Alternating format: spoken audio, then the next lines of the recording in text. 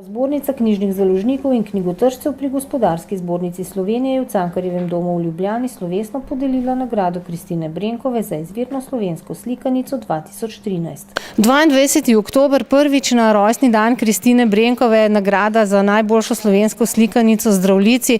Dve simboliki bi rekli in uresničitev dolgoletnih sanj. Resnično je tako, zato je to za nas dvakratni praznik. Torej, za vse snovalce te ideje, pač podelitve nagrade ravno na rojstni dan Kristine Brenkove. Drugo darilo, da je nagrada končno poimenovana po tej žlahtni gospe, urednici, tudi sama je bila ustvarjalka in imenitna prevajalka in navsezadnje take presežne ilustracije slovenske himne, ki jih je ustvaril Damjan Stepančič, veliko daril naenkrat. Na razpis je prispelo 54 del, za nagrado pa je bilo nominiranih 5 slikanic. Železni Janez Jakoba in Vilhelma Grima z ilustracijami Damjana Stepančiča, o miški, ki je zbirala pogum, Nine Mauhrovac z ilustracijami Ane Zavadlav, Krokodil Toneta Pavčka z ilustracijami Suzi Bricel, Zdravljica Franceta Prešerna z ilustracijami Damjana Stepančiča, pesmi iz Rimogojnice Andreja Rozmana Roze z ilustracijami Zvonka Čoha. Vseh 5 po mnenju strokovne žirije prinaša različne ubesedene in upodobljene svetove ter svojevrstne avtorske stile, pri čemer je bila pozornost žirantk magistre Maje Kspan, Kamile Volčanšek in magistre Darje Lavrenčič-Vrabec osredotočena predvsem na likovne in besedilne presežke ter na izrazito inovativne avtorske pristope, pri tem pa niso pozabile na slikanico kot na celosten založniški izdelek, ki upošteva tudi kvaliteto opreme, ilustracij, tiska, postavitve besedila, berljivosti. Nagrado Kristine Brenkove za izvirno slovensko slikanico 2013 je prejela Zdravljica, ki jo je ilustriral in oblikoval Damjan Stepančič. Delo je letos izšlo pri založbi Mladinska knjiga v zbirki Velike slikanice. Strokovna žirija je med drugim zapisala: sprejeti nevsakdanji izziv in izdati slikanico slovenske himne je pogumno dejanje, ki ga je založba Mladinska knjiga zagotovo upravičila s povabilom prekaljenega ilustratorja Damjana Stepančiča, da Zdravljico upodobi. Študiozen in raziskovalen pristop k likovni interpretaciji, značilen za že večkrat nagrajenega ilustratorja, je ob občutljivi domovinski tematiki začutiti iz celotne uredniške zasnove. Metafizično izrisovanje brezčasja skozi plastenje podob preteklosti, polpreteklosti in žive sedanjosti Damjan Stepančič v tej slikanici svojo izpovedno močjo prižene do mojstrstva. Jaz sem zelo vesel, da je ta knjiga, slikanica, knjiga bi prej rekel kot slikanica, dobila nagrado, pa predvidevam, da ne samo za ilustracije, ampak tudi za besedilo. Ne. Kakšen izziv je bil Prešeren? Ja, Prešeren ni bil prav Prešeren izziv, no. Je bil kar zelo pravzaprav težek izziv, ker vsi smo Prešernoslovci, ne. Ampak ilustrator je pa pač samo en in jaz sem mogel, kar moram reči, da je bil težek izziv in težko delo narediti, himno pravzaprav ilustrirati. Kje se vam je porodila ta ideja teh zgodovinskega prereza, zgodovinskih prizorov? Ja, nekako, glede na to, da je Zdravljica opeva neke vrednote ali pa kriterije, ki so na nek način težko upodobljivi, sem se mogel vso zgodbo Zdravljice, bi rekel, prav na neke zelo konkretne stvari, osebe, dogodke navezati. In takrat se mi je porodila ideja, da bi to naredil skozi osebnosti zgodovinske. Kriterij izbire teh osebnosti je bil prepuščen popolnoma meni in moj kriterij izbora osebnosti zgodovinskih je bil samo eden in to je ta, da bi jih rad srečal na cesti in z njimi spregovoril in pokramljal. In zato sem izbral te osebe, ki sem jih, kar pa ne pomeni, da jih ne bi bilo še več. Ampak enostavno prostor tega ni dopuščal. Kaj še leži na vaših 4 mizah za prihodnje? Jaz zdaj se zelo ukvarjam recimo z slikanico o Prvi svetovni vojni, tako da sem šel skozi arhive, pa malo muzejev sem obiskal, tako da imam precej gradiva.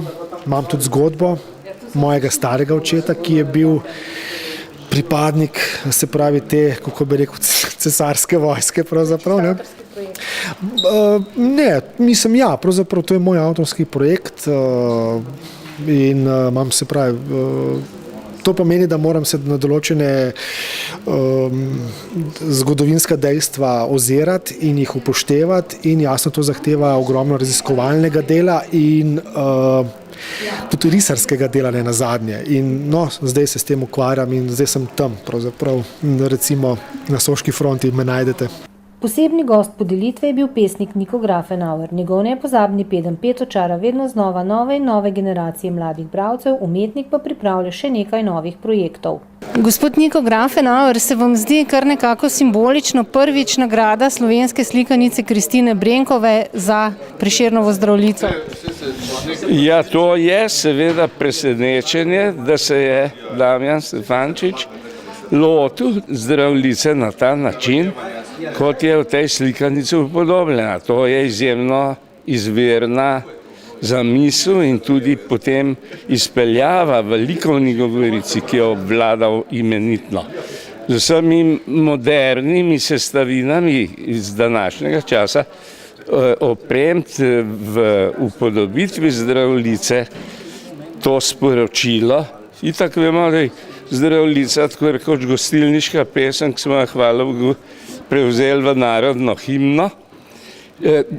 Ta razsežnost, ki jo pa dodaja slikanica, je pa še osvežila v tem smislu, kot sem malo prej rekel. To je za mene res ena novost, ki kaže, da se bo slikanica začela malo bolj oddaljevati v prihodnje, saj upam, da z novimi generacijami, od že ustaljenih vzorcev, ki so mogoče že malo utrujeni in ki jih jaz zelo dobro poznam še iz bivših časov, ko sem bil urednik na Mladinski knjigi, mislim, da blizu 25 let, prav za slikanice in knjige za otroke. Tako da nekaj izkustva iz tega področja imam in zato me take novosti še posebej razveseljujejo, kot je Stefančičeva slikanica. Zlasti še na Zdravljico. Se pravi, če bi se Peden Pet, ki ga vsi poznamo, a ne vaš, danes odpravil v knjigarno, mislite, bi bil vesel? To je pa še v glavnem vrtčevski otrok, pa iz male šole, nekako tako je tretiran. V mojem pogledu pa tudi vzgojiteljice so ga nekako na ta način vzele medse in med otroke. Še posebej po zaslugi ilustracij Marjana Mančka, ki je imenitno ta lik upodobil. Tisto, kar se mi zdi, bi zagotovo najbolj pritegnilo otroka, in to so ilustracije. To je običajno prva reč, ki jo otrok pogleda in najbrž bi ga osvojil s tem erotizmom, ki je vdahnen v te ilustracije v Zdravljici od avtorja ilustracij, bi ga prevzele, bi najbrž odvisno seveda tudi od mentalitete, od bi rekel vzgoje in podobnega, najbrž rabi otrok pri branju takih slikanic tudi nekaj pomoči staršev ali vzgojiteljic. In potem bi se pa zelo hitro priljubila otrokom. Celo himno bi znali sčasoma na pamet že v vrtcu. Kaj pa vi skrivate še v predalu? Ja, jaz, kot sem že malo prej povedal, to je slikaniška knjiga o kraljicah mačkah, se pravi o trojanski Heleni, o Kleopatri in o angleški Elizabeti pa Katarini Veliki, ruski mački in seveda o avstro-ogrski mački Mariji Terezi. To je ena reč. Potem imam kratke zgodbe iz neposrednega izkustva, vendar le fantazijsko obdelane, in sicer so to zlomkove prigode, to je pa proza, in potem še eno knjigo o pesmi, 30 jih je, to je kar cela zbirka, in sicer Halomušnice,